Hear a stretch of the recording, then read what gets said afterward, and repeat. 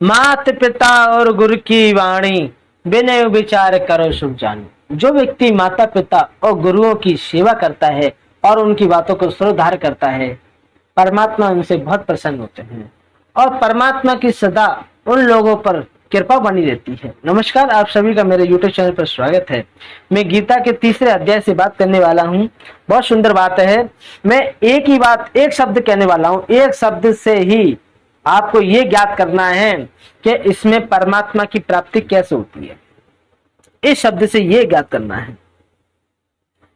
बशर्त आपको थोड़ा ध्यान देना है कि हमें किस प्रकार इस शब्द को जानना है, भली प्रकार से समझना है।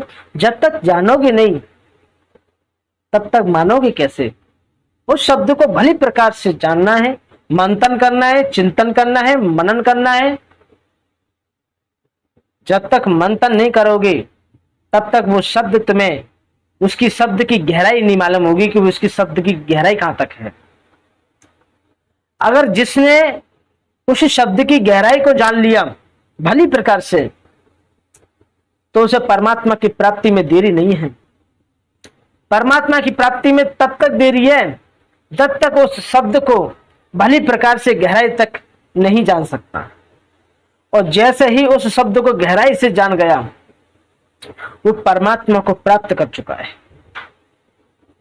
वो परमात्मा को प्राप्त हो जाएगा।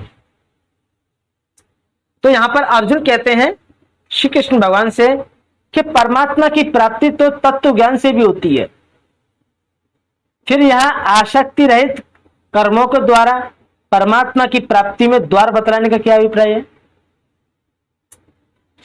तो यहां पर एक छोटा सा शब्द है आसक्ति रहित। यही जानना है, इसके विषय में ही जानना है कि आसक्ति रहित क्या है। आसक्ति रहित कर्मों के द्वारा जिसका अंतकरण शुद्ध हो जाता है। छोटी सी लाइन में मैंने कह दिया आसक्ति रहित, जो आसक्ति रहित हो चुका है। फिर कर्मों के द्वारा जिसका अंतकरण शुद्ध हो जाता है, उसे परमात्मा की कृपा से तत्व ज्ञान जो है वो स्वयं अपने आप मिल जाता है। कितनी बड़ी बात कह दी।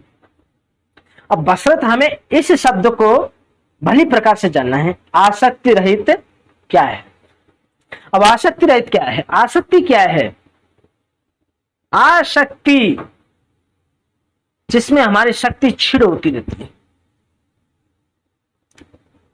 हम उस कर्म को कर रहे हैं जिसमें हमारी शक्ति क्षीण हो रही है, और जिसने इस शक्ति को बचा लिया, इस शक्ति को बचा लिया,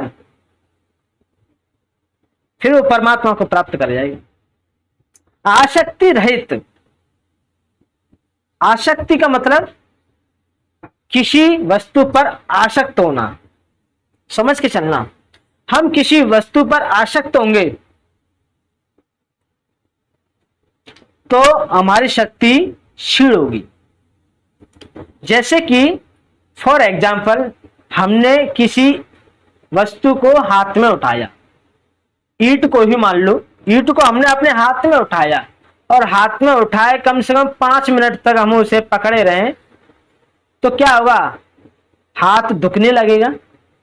हाथ को दुखने लगेगा तो हाथ में दर्द होने लगेगा, नसें तर्राएंगी, नसों में दर्द होने लगेगा।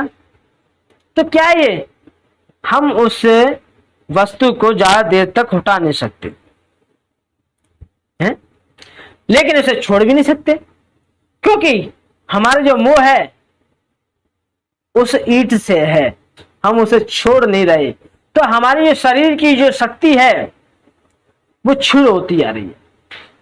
हमारा मन उसी में लग रहा है, हमारा मन बुद्धि इंद्रियां सब उसी में लग रही हैं। हाँ, बड़ा अच्छा लग रहा है हमें इस ईंट को उठाने में, लेकिन वो हमारे शरीर की शक्ति को क्षीण होती आ रही है, क्षीण होती आ रही है।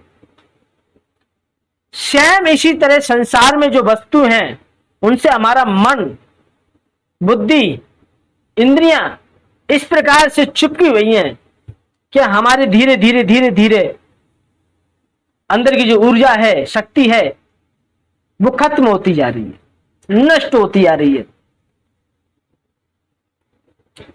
गहराई से समझना है इन शब्दों को। अगर नहीं समझ पाओगे तो नो समझ लो ये बात निकल गई।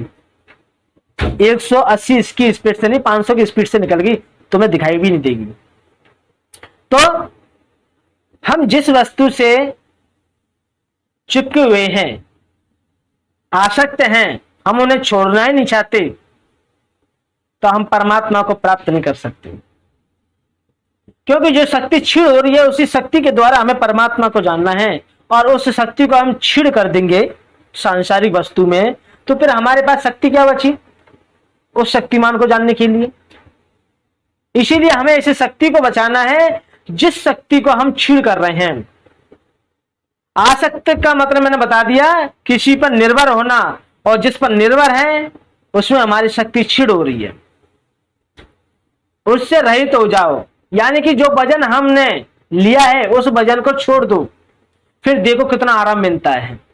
तुम इतने हल्के हो जाओगे, इतने हल्के हो जाओगे, फिर तुम अपनी शक्ति का अनुभव करोगे। हमारे पास जो शक्ति है वही शक्ति से तुम परमात्मा को जान जाओगे। तुमने संसार की वस्तु का त्याग कर दिया, जो आसक्ति है उसका त्याग कर दिया, तो आसक्ति रहित हो गए। आसक्ति रहित हो गए तो हमारा अंतकरण शुद्ध हो जाएगा। जो अंतकरण जो है हमारा वो शुद्ध हो जाएगा, और शुद्ध होने पर ही परमात्मा की कृपा से तत्व ज्ञान अपने आप मिल जाएगा। क्योंकि जो आनंद तुम्हें होने लगेगा, अनुभव होने लगेगा, शांति होने लगेगी, फिर उस शांति को तुम खोना नहीं चाहते, क्योंकि वो शांति तुम्हें एक अलौकिक तुम्हें अनुभव होगी। आज से पहले कभी अनुभव नहीं करी होगी, शांति का अनुभव नहीं होगा। शांति किसे कहते हैं? शांति किसे कहते हैं? मन की चंचलता को समाप्त कर देना ही शांति कहलाती है। जिसकी मन की चंचलता खत्म हो गई, समझ लो उसे शांति आएगी। और जिसकी मन की चंचलता है, मन की जो चंचलता है वही अशांति है। तो जिसने शांति को एक बार प्राप्त कर लिया, आनंद को प्राप्त कर लिया, फिर वो उस शांति को खोना नहीं चाहता है। ये बात ध्यान रख लेना। इसीलिए मेरा यही कहना है, मैंने पहले भी कहा था और अब भी यही कह रहा हूं कि आसक्ति को भली प्रकार से, आसक्ति की गहराइयों को अब तुम जान लोगे कि आसक्ति क्या है, तो तुम उस ब्रह्म को भी जान लोगे, उस परमात्मा को भी जान लोगे, उस परमात्मा को भी तुम प्राप्त हो जाओगे। तो मैं आशा करता हूं कि आप लोगों को हमारी ये वीडियो अच्छी लगी होगी। कमेंट बॉक्स में जय श्री कृष्ण लिखें। जय श्री कृष्ण।